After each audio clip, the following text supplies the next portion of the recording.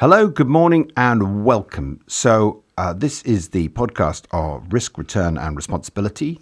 My name is Guy Opperman. I am one of your co-hosts. I'm here with the country's leading sustainability guru, which is Chris Hall, a legend, and genuinely, deservedly so, described as a legend. And we are delighted to welcome Rod Gardner, who has come on a star-studded journey from Reddington to Mallow Street, St James's Place, to now Rebalance Earth. Rob, welcome to the podcast. Welcome to the many people who are jogging along on their morning run or cycling into work or taking the morning train and listening into us. It is great to have you on the show. Good morning. Great to be here. So take us on a journey, if you don't mind, from being a creative capitalist solving problems in the City of London to being what is now a natural capital champion, and just give us the sort of 2 to 3 minute TED talk about how you've been on that journey.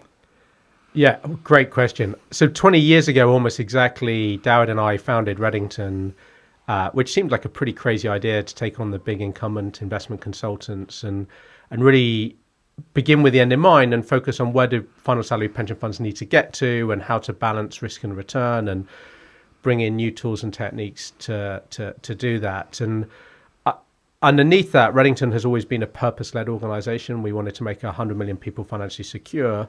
And then underneath that, there's kind of been a systems thinking, which is, one is, I believe money can be a force for good. So firstly, money needs to be a force for good to provide people a pension, so financial return. But actually, money should firstly do no harm. But actually, what if money could do a positive good on our environment, on our society? So that's just a fundamental belief I've had. And, you know, in 2015, working with Mark Thompson, we worked on the Future World Fund together, which has become a hugely successful product for LNG. I co-founded a charity called Red Start, now Money Ready, the largest provider of financial education to young people in the UK. So that's the second point, which is actually, can we teach people how money works and how to make it work for them? So to your point, in the back of my mind, it's always been like a system. How can the system be better? I am pro-capitalism. I just think capitalism is like a model. It has inputs and outputs. And I think if you can change those inputs and outputs, it can do more good than bad. But this is not philanthropic. This is not concessionary capital. I then went to St James's Place, where it was to try and sort of turn around their investment performance, and Polaris, their fund, is now, you know, one of the largest and most successful, best performing funds. But also, what people don't know is I signed us every fund manager up to UNPRI. We launched the largest low carbon equity fund at COP26, £14 billion. Again, reinforcing this point about money as a force of good. But the truth is, it's not enough. And in 2021, I came across this idea of natural capital. It probably hit me in the face that we've lost 70% of all of our biodiversity. Imagine if you lost 70% of your team, we wouldn't be able to function. But Team Earth is down 70%. And then thirdly, 30 years ago, I studied geography and glaciology and hydrology. And someone sent me a photo of the glacier that I spent 6 weeks of my life studying. And it's basically 50% disappeared. That is tragic. Not only is it tragic, it is actually very bad news for Europe, for the people of Europe. And that gave me pause for thought to go, what if I could take 25 years of investment banking, investment consulting, asset owner? What if we could make nature an investable asset class to kind of really accelerate the restoration of nature? Not because we're trying to save the planet and save the polar bear, because it is within our self-interest. So that's how I've ended up here today as CEO and co-founder of Rebalance Earth. And so let's cut to the chase in terms of the investable nature of natural capital, because the principle and everything you describe, I think, is accepted by pretty much everybody who would be listening. The outcome of trying to solve that and also then getting a reasonable return is the difficult part, obviously. So can you give us examples of in the sort of short term of nature restoration and natural capital that is investable? And then the bit I really want to try and get onto is, it's great that we could find 2 or 3 amazing projects, and I know they're out there, but can we do scale? That's the bit I'm really curious to ask you about. Yeah, let me give you 2 examples and then talk to you about how they could scale. So last year, we invested in the restoration of Europe's largest oyster reef. That deal structure looks identical to if you'd invested in octopus investments in an offshore wind farm. So We have an SPV, a special purpose vehicle. We have a lease from the Crown Estate. But instead of building offshore wind, we have deployed 4 million oysters. When those 4 million oysters form a reef, living infrastructure, it does 3 things that are incredibly valuable. 1, each oyster cleans 200 litres of water a day. So that's going to clean 800 million litres of water a day. I want to tell you why someone's going to pay us for that.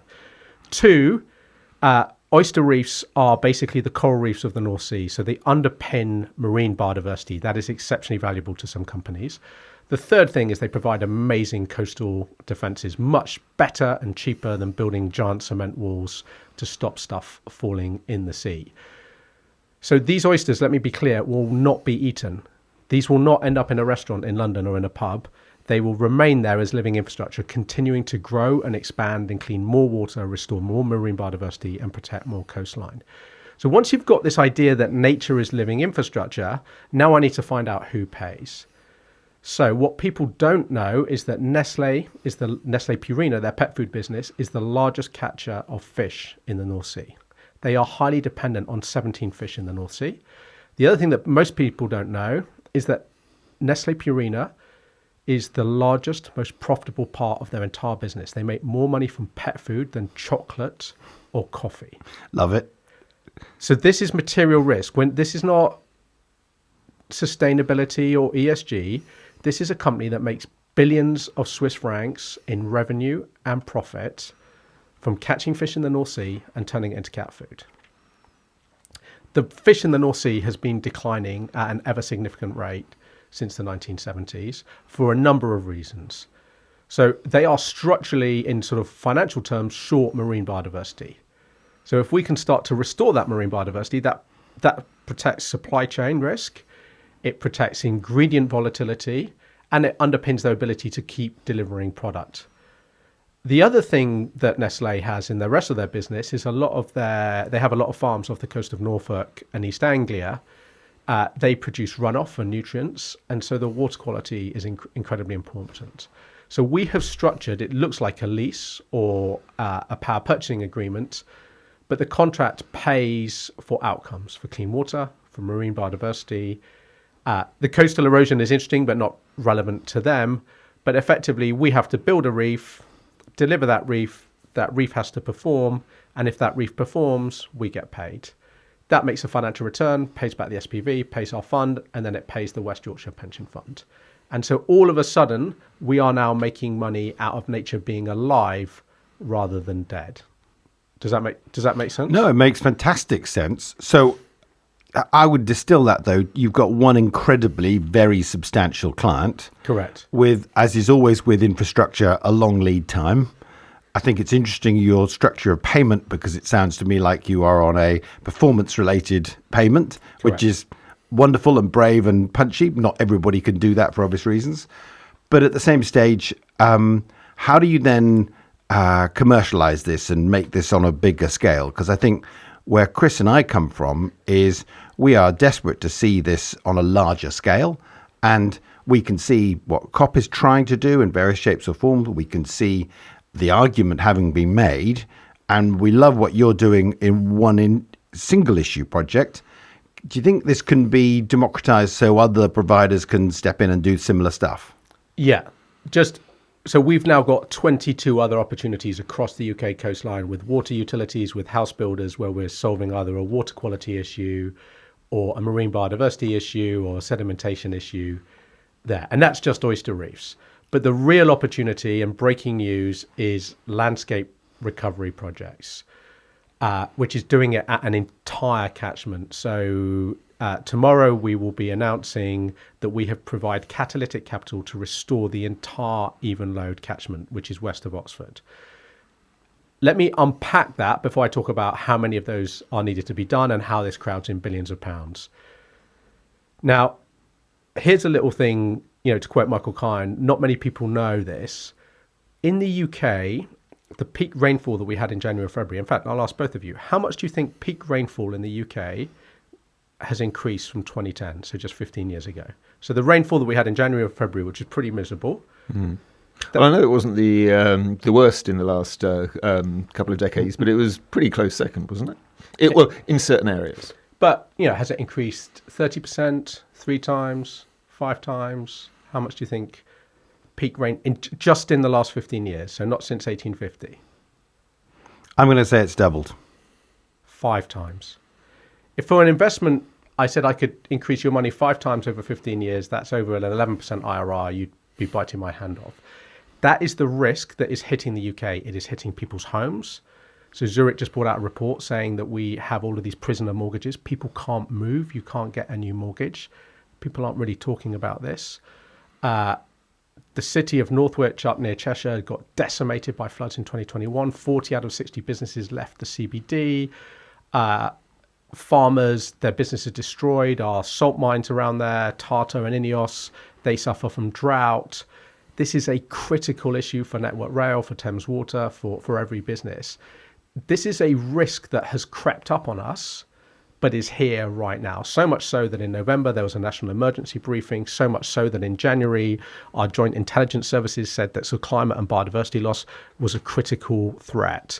We can all debate about what's causing it, but nothing changes the fact that the UK is the most exposed G8 country in the world to flooding by population at risk and GDP at risk. Mm-hmm. So this is an economic resilience point. If we can't get people to work, if people's homes are at risk, if you can't operate everything from your nail bar right the way to a supermarket, our economy will shrink.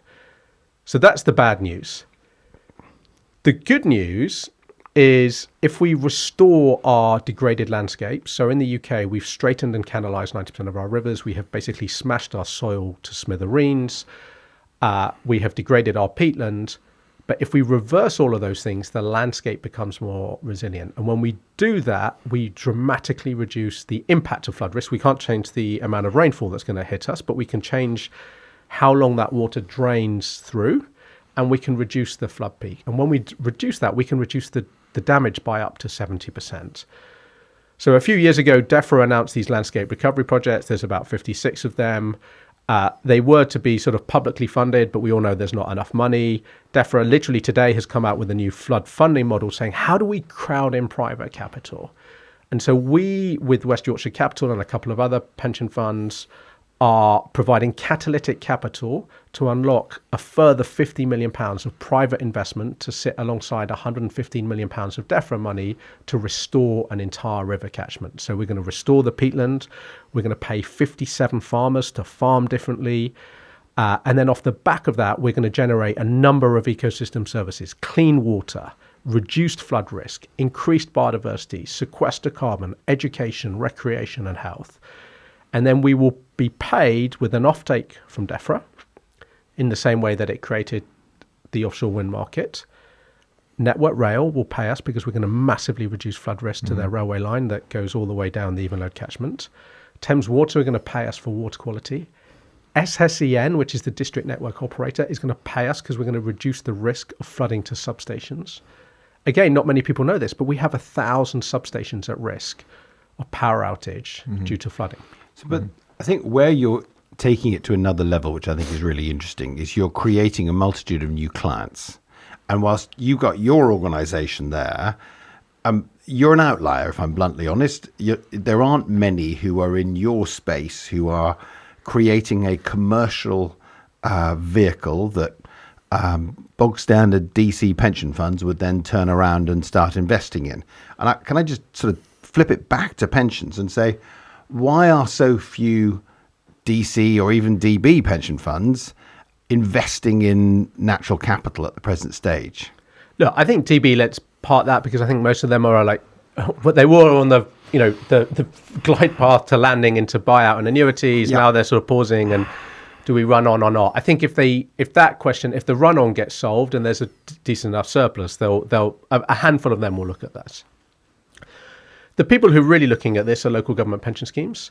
They're on pause for a year as they consolidate, but literally, I think in a year's time, a lot of local government pension schemes, not just West Yorkshire Pension Fund, want to invest in exactly this. This is fit for the future on steroids. Agreed. So there. I think in the space of DC, we have a DC pension fund through an LTAF who has an allocation to natural capital. which has an allocation to us as a manager, so as a sort of payment for ecosystem services manager.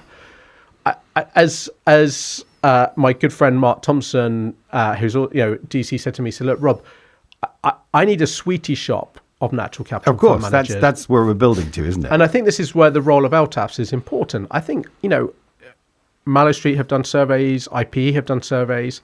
A lot of LGPS and DC do want to allocate somewhere between 2 and 5% to natural capital.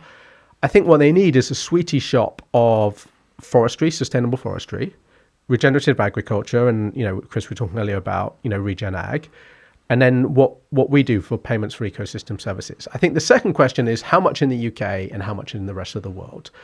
I think whether you're DC or LGPS, you probably want an above 50% allocation to the UK to be able to Mansion House or for the all future. of this helps Mansion House. All of this helps the government's agenda under successive governments. And there's money that what I don't understand. There is literally money you could deploy. So you could build a portfolio right now with everyone from Gresham and Foresight, from Regenerate, from Finance Earth, Savills, Rebalance Earth. There's 5 or 6 managers. You could build yourself a nice little balanced portfolio of somewhere between 2 to 5%. So any DC provider with £100 billion could easily create a 2% sleeve, that's £2 billion, and start allocating to this. Now, the bit that I think people are missing is it's not just about can I make money? We're targeting a 10% net of fees return. 2, does it give me diversification, not just to US equities and AI? Yep.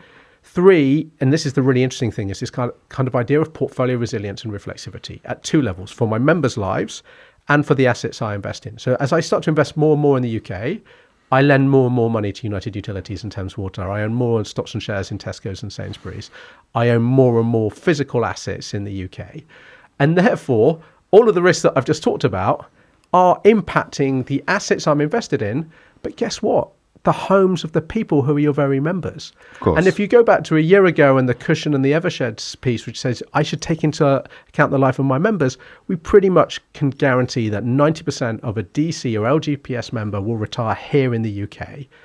If your house is at risk, if you can't get to work, if you can't take your kids to school, what is the point? So why wouldn't you invest in a system that gives you a more secure food system, that protects us from flooding, drought, and water quality, and just candidly just makes it a nicer place to live? It's almost pretty obvious.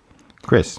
It's interesting to be able to compare different investments, because clearly that's what the investment teams, the pension funds are doing, and that kind of 10% figure. We know that's that's broadly familiar with kind of more familiar natural capital investments, say forestry. We were interviewing the head of natural capital at Nest. They're looking at they are investing in sustainable forestry. It's about 8 to 12%, depending on the mix of locations. But be interesting to get a sense of the kind of due diligence, the mindset that has to be different for pension funds when they're looking at the kind of investing in the payment for ecosystem services model. Yeah, I think that you need to believe 3 things, and therefore you need to be able to due diligence these 3 things. First, is climate change and nature loss as bad as I've said? I think most firms have done their TCFD reports, but can't see some of the risks that I've just told you. I think most investors listening to this, I'm happy to bet that didn't know that stat, that extreme rainfall in the UK has increased 5-fold since 2010. And I think at the moment, people hear in the news the flooding, the impact, but people still see it as episodic rather than systemic. So I think threshold 1 is that you need to think, is this episodic and just a bit random, or is this here for the next 10, 15 years, and therefore material risk to all of my assets? So that's step 1. And I think teams are starting to build out that capability and understanding. Scottish Widows have done a lot of great work. USS have invested a lot in this space. The second bit, and this was the bit that people thought I was sort of crazy a year and a bit ago, is that nature-based solutions are better and cheaper than engineered solutions at solving these problems. So whether it's sphagnum moss storing 20 times its volume in water, the idea of re-wiggling a river. I mean, who'd ever heard the expression re-wiggle a river 2 years ago? The idea that we could restore our soils, and healthy soils isn't just about capturing carbon and healthier food, but stores more water, and putting that all together. So there's a sort of like engineering mindset of these solutions, or an oyster reef is better than a water treatment tank. So that's the second bit that you need to kind of get your head around, and where's the science and where's the evidence, and and you talked about performance earlier, does that work? And then the third bit is, can it be done? Can you really get a lease from the Crown Estate, deploy 4 million oysters, and get an SA to pay for you? Can you really work with DEFRA, the Environment Agency, Natural England, Network Rail, Thames Water, SSEN, 57 farmers, pull that all together and deploy £160 million in a catchment? Well, it's been done now. So it's that old expression, it's impossible until it's been done. So I would say it's those three questions, because underpinning it is the question you asked at the beginning, Guy, is who pays and why, and can it scale? I mean, if Nest wanted to invest, they need to invest £500 million in this space. So you're right, they can't invest in a couple of oyster reefs. They need to have line of sight to be able to say, yes, we could deploy £500 million in the next decade. Well, it's kind of getting onto the LTAF point, isn't it? So, I mean, I set up LTAFs to create particular funds. Do you think there is a sort of scope for a sort of really substantial natural capital LTAF that, as you rightly then say, people could take a piece of and be part of going forward? Yeah, so I think the starting point, again, is just LGPS. So LGPS a few years ago created this thing called GLIL. So it was West Yorkshire, Greater Manchester Pension Fund. It's managed by LPPI. And they were like, we want to invest in UK infrastructure, renewables, all of the stuff to do with that. They started with, I can't remember, 500, 600 million. It's now £4 billion. You know, West Yorkshire Pension Funds and a couple of other members of LPPI and all the rest love the idea of a GLIL for nature, like 100%. UK focused. Yeah. Once you land that idea of GLIL for nature, then in the DC space, there are managers like Fulcrum who run an LTAF that was $1 billion, is now fast approaching $2 billion, that has 5 sleeves: private equity, private debt, infrastructure, real estate, and natural capital. Natural capital is part of those sleeves. And so if you're a DC investor, you can invest in the entire sweetie shop, or you could say, actually, I want to just invest in that. So already there is the market infrastructure if you want to invest in this stuff. And already there are managers, not just us. As I said, there's Gresham, there's Foresight, there's Regenerate, there's Savills, there's Finance Earth, there's Rebalance Earth. And Mansion House has to help you, surely, because pre-Mansion House, you're in a situation where you're trying to make the case, but post-Mansion House, at the very least, you know that these organisations are now required, effectively, to invest in UK-based infrastructure, which you clearly tick the box, correct? Yeah, I think my ask to you would be if we could actually put natural capital as a definition. So I think intellectually on one-on-one conversations, the answer is yes. It would massively streamline it if natural capital was added to the kind of definition of... Okay, that's a brave new world. I mean, I'm out of government now, but I can see a sort of a summit to try and sort of redefine what is infrastructure in the UK based on a long-term basis to include this and what isn't included. Let me give you an easy example, which Chris has heard me make the case before. When we first did green gilts, nuclear was not included, which seemed to me insane, but that was just the approach of Treasury and UK government, partly because that was the European approach. Yeah. And it took us about 2 years to persuade Treasury and government and Number 10 to say, no, nuclear should be part of the green gilt equation. I think, listen, have we ended the conversation on Mansion House? No, I don't think we have. I think that's certainly a project that we'll take forward. Speaking of government, what are the sort of 3 asks that you would make of government? Clearly, the DEFRA stuff, and I know about the old projects that we had under the previous government, and the new work that they're doing is good stuff. What are the other asks that you would have of government? Just one ask. Get DEFRA, Environment Agency, Natural England, DWP, Treasury, Ofgem, all in the same room and say, you all have the same problem. Most of your ex-DEFRA colleagues don't know anything about Mansion House. Most people in Mansion House know nothing about landscape recovery projects. People within DEFRA don't even necessarily speak to the Environment Agency. The ability to get everyone in the room for 2 hours and say, we all share the same common problem in the UK of flooding, drought and water quality, and we could all fix it. We have more pension fund assets in the UK than GDP. It is a wonderful opportunity to really do something productive. We are the most exposed in the UK to climate change. We can be the world's fastest nature recovering country in the world. We can be the most adapted to climate change. We have the pension system to finance it. We've done this for offshore wind. Nothing here is new. The hardest bit is this is like herding cats on steroids. Okay, so it's all good for radio and podcasts, but I'm smiling hugely at the irony of getting all of these organizations in a room, having spent only 14 years trying to do those sort of things on multiple occasions. That is a project that you and I will take away for another day, and I'll let Chris come in, particularly on the sort of the COP and the biodiversity point now. Well, I'm keen to get a sense of maybe opening up this UK sweetie shop to become a kind of global megastore for natural capital, because there's a variety of options. I was just thinking through the kind of three beliefs that you were going through, Rob. If you have those beliefs, then why stop at the kind of the specifics of the payment for an ecosystem model? There's a whole variety. Just last year, Tokyo became the first city to issue a resilience bond, which is exactly to invest in some of those natural barriers and protections. There's some of the multilateral development banks are helping Southeast Asian countries come up to develop the funding models for so-called kind of sponge cities that can soak up more of the kind of unpredictable precipitation. So I'm wondering what your thoughts on what are the other elements that investors should over time be thinking about in terms of the different evolving instruments. So landscape recovery is sponge landscapes. It's not just sponge cities, it's sponge landscapes. And the UK now will have done the world's first landscape recovery project. There's 56 of these in the UK. The next one in the Wash requires over £500 million of capital. So back to the next question is like, how do we deploy not just tens of millions or hundreds of millions, but billions? We think this is a £100 billion opportunity over the next decade in the UK. However, the really exciting thing is, the UK led on finance, banking, insurance. We've got the most wonderful environmental NGOs, whether it's National Trust, the Rivers Trust, RSPB, world-respected organisations. So we've got the natural capital know-how. We've got the financial structuring.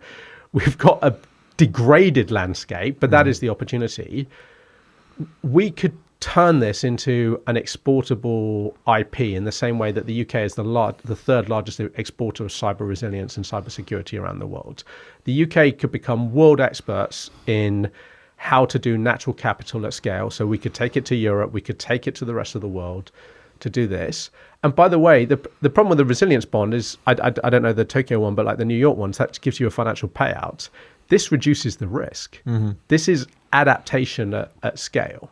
And actually, we haven't even touched on the recreational benefits, the health benefits, the mental health benefits, which are just unpaid for benefits and goodwill. So you could fast forward 10 years from now and go, you know what, in the world of AI and job disruption, all the rest, this is something the UK could be really, really good at and share our knowledge and create GDP growth from showing others what we did at home.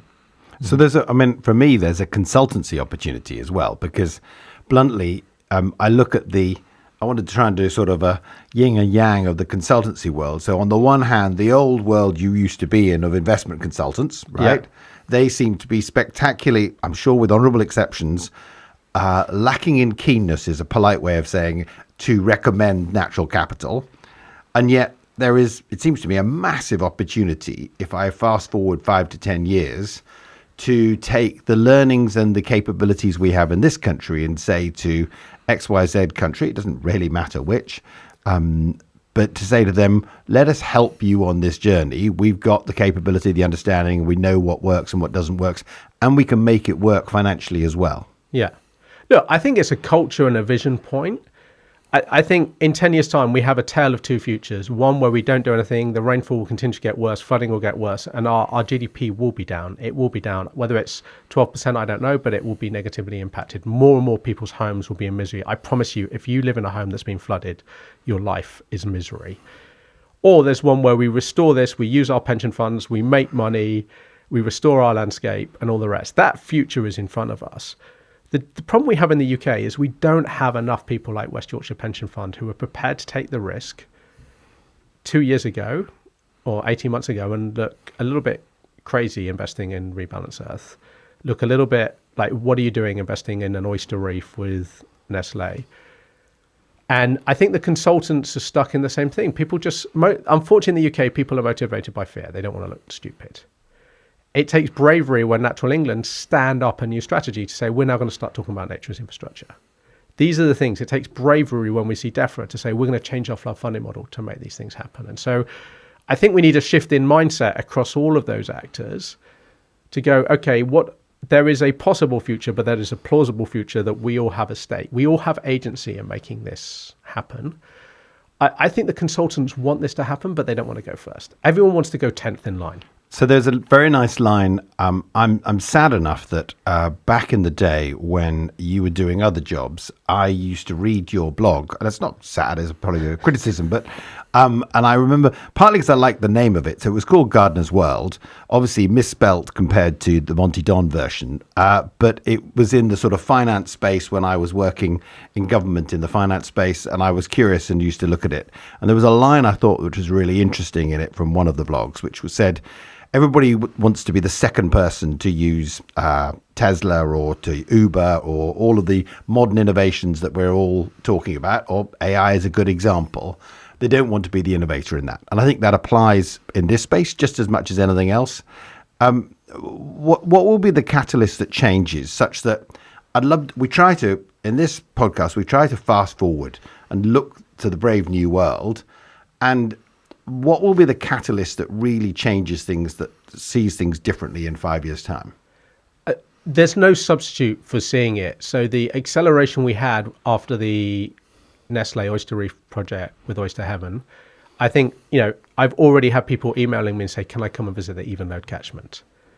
I want to put on my wellies. And so if we get... If you build it, they will come. Well, the problem is that everything I've just said, it sounds conceptual. I sound a little bit crazy. I know I sound a little bit crazy.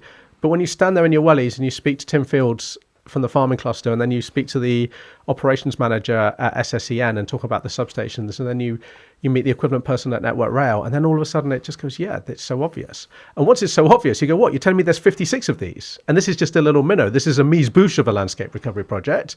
Then all of a sudden you're like, okay, it makes sense.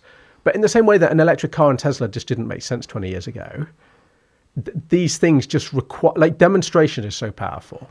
And I think the most powerful thing, and, I'd love to invite you both out. Let's go out, let's invite some people to see it. To see it is to believe it. And then all of a sudden you're like, wow, let's do it. And can you do this? You talk about the 56 projects, and I'll let Chris come in a second, but can you do this without government support and without what I would call public sector empowerment? Because the alternative way as well is just to say, well, look, we'll just do it as a commercial project. Most wind farms are not public sector driven. That's the bit that I think if you could do that, and you can then frankly just make a traditional pitch to a DC fund and say, look, give me £100 million. I will do this. You will get this return. You don't need to worry about government, because they always get scared about government and quangos and agents and things like that. Do you think you can do that as the next stage? The oyster reefs, and we've just invested in a project in the north, which will be the NEP of the North. It's a 1,000-year-old estate. It's wonderful. We could deploy £200 million without any... So that Nestle project has got nothing to do with government. If we want to deploy £100 billion, we need government on side. There isn't enough money to spend for flood defences in the past. They need to fix it. This project in the Evenlode is 70% government funded, 30% funded by private capital, by people like us, and then senior bank lenders like NatWest and Lloyds Bank and HSBC. We need to get to a model in the next decade to do all of these where it goes 50-50 and then 70-30 the other way, where it's 70% private capital, pension fund equity and senior bank debt and insurance, and 30% government. So could we deploy 100, 200 million without government help? Yes, we're doing that anyway. Our vision is we need to fix the problem, to have the world that we want to be. That requires £100 billion, and that does require government help. And I must spend lots of time engaging, whether it's with Emma Reynolds and her team, whether it's with Natural England, with the Environment Agency, to say, if you could just tweak the way you do this to this way, the way you did for offshore winds, we could unlock all of this. Yes. By the way, not only that, it's good for the coffers, it's good for Rachel Reeves, it's good for whoever's in Parliament, because a pound of taxpayers' money goes a lot further in the Evenlode catchment now than if there was funding from government. So it's actually a win-win for government. I mean, it's interesting with the next biodiversity COP coming up in Armenia, and the whole purpose of that is to make progress towards the global biodiversity framework, and the centre point of that is making sure that public and private sector flows align with nature, and at the very least, they don't. Going back to your original point, they don't do any harm. And of course, there's still lots of harmful kind of subsidies that need to be sorted out. But I was just wondering, with that, with the kind of COP17, not too far away, what are your kind of hopes and expectations? Where should investors be nudging their governments ahead of COP17 to actually make the biggest possible difference? Yeah, I mean, just for all listeners, we've committed to restore 30% of our land and waters by 2030. Yeah. So, and we are a long way off. Mm-hmm. At the same time, we have an economy and productivity that's slowing down. We there's a cost of living crisis, but there's a sort of productivity crisis.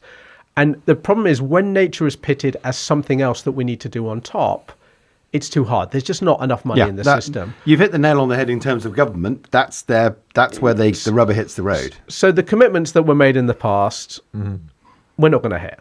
Mm-hmm. The only way we're going to hit is this one, which is good for the economy, creates jobs, protects people's homes, protects our railways, and is integrated. And we will hit those goals as a consequence, as an output of what I've just described, not because it's a goal that we signed up to. Nature is a solution, not a problem. Nature is a solution. Like, at no point have I said we should do this to save the water voles or to save the beavers. At no point have I said this. Have I mentioned the words ESG? This, as my sister lives in Texas, and she says this is Texas proof. Your idea would work in Texas, as in it just makes total sense. Like, once we understand the problem is not episodic but systemic, I promise you, it doesn't matter what political party you are, if you have a catchment where people's homes are being flooded, where nail bars are being closed down, they can't be insured anymore. It doesn't matter what you think about climate change. People care about flooding and the environment near their homes and their businesses. And the flip, the Frosby flop, so something I talked about, which I am sort of taking my old blogs and rewriting them on LinkedIn. Yep. So I talk a lot about the Frosby. This is our Frosby flop moment. So in 1968, Dick Frosby came up to a high jump and jumped differently. And he jumped backwards. And a year later, and then everyone now jumps differently. We need to jump differently. We need to stop thinking about BNG and all the rest as an add-on and something that we do at the end of the chain. We need to integrate this into our system. It is within our own self-interest. If we want to build more homes, we need more water in the summer. We need to protect from flooding. If we want people to get to work and goods and services and our economy to grow, we need our railways and roads to function. I mean, anyone who's played SimCity understands that roads and railways need to function for an economy to grow. And then it just becomes a total no-brainer. And then when on top of that, I tell you that nature is 6 to 10 times cheaper than an engineered solution, let alone all the co-benefits, better air quality, better for our health, better for our mental health.